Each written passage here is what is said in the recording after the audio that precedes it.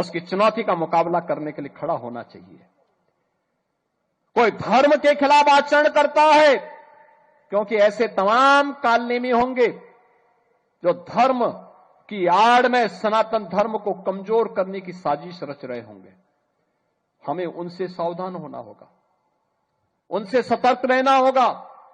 अगर हम सतर्क हैं तो कोई आने वाले समय में हमारी जो यात्रा चल रही है, आज भारत एक नई आभा के साथ आगे बढ़ रहा है। देख रहे हैं ना, दुनिया में जब हलचल है, अराजकता है, अव्यवस्था है, लोग लड़ रहे हैं आपस में, तब भारत एक शानदार यात्रा के साथ आगे बढ़ रहा है। आप सोचो, इस शानदार यात्रा नहीं होती तो प्रयागराज में मौनी अमावस्या के दिन मात्र माघ मेला है, कुंभ नहीं है। कल यानी 18 जनवरी को मौनी अमावस्या के दिन 4.5 करोड़ श्रद्धालु वहां आकर के संगम में आस्था की डुबकी लगाया। 4.5 करोड़। और गंगा जल क्या अविरल और निर्मल है। हमारा दायित्व बनता है कि हम हर उस प्रतीक को सम्मान दें जो हमारे ऋषि मुनियों ने, संतों ने, शास्त्रों ने जिसके लिए हमें प्रेरित किया। किसी को क्या क्या अधिकार मिल सकता कि हमारी देवतुल्य नदियों को प्रदूषित करे, उनकी अविरलता को दूषित करे, बाधित करे। हमें किसी को अधिकार नहीं देना चाहिए। हमारा भी दायित्व बनता है कि तालाब है उसका संरक्षण करें। भाई, तालाब के माध्यम से केवल वो तालाब जल ही नहीं दे रहा, जल का संरक्षण करने का काम भी करता है। सरप्लस वाटर को संरक्षित करता है, और जब संरक्षित करता है तो वही जल फिर आपके काम आता है। उसकी चुनौती का मुकाबला करने के लिए खड़ा होना चाहिए।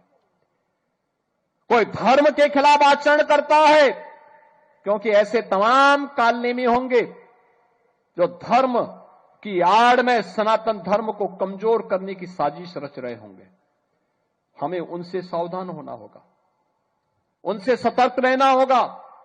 अगर हम सतर्क हैं तो कोई आने वाले समय में हमारी जो यात्रा चल रही है, आज भारत एक नई आभा के साथ आगे बढ़ रहा है। देख रहे हैं ना, दुनिया में जब हलचल है, अराजकता है, अव्यवस्था है, लोग लड़ रहे हैं आपस में, तब भारत एक शानदार यात्रा के साथ आगे बढ़ रहा है। आप सोचो, इस शानदार यात्रा नहीं होती तो प्रयागराज में मौनी अमावस्या के दिन मात्र माघ मेला है, कुंभ नहीं है। कल यानी 18 जनवरी को मौनी अमावस्या के दिन 4.5 करोड़ श्रद्धालु वहां आकर के संगम में आस्था की डुबकी लगाया। 4.5 करोड़। और गंगा जल क्या अविरल और निर्मल है। हमारा दायित्व बनता है कि हम हर उस प्रतीक को सम्मान दें जो हमारे ऋषि मुनियों ने, संतों ने, शास्त्रों ने जिसके लिए हमें प्रेरित किया।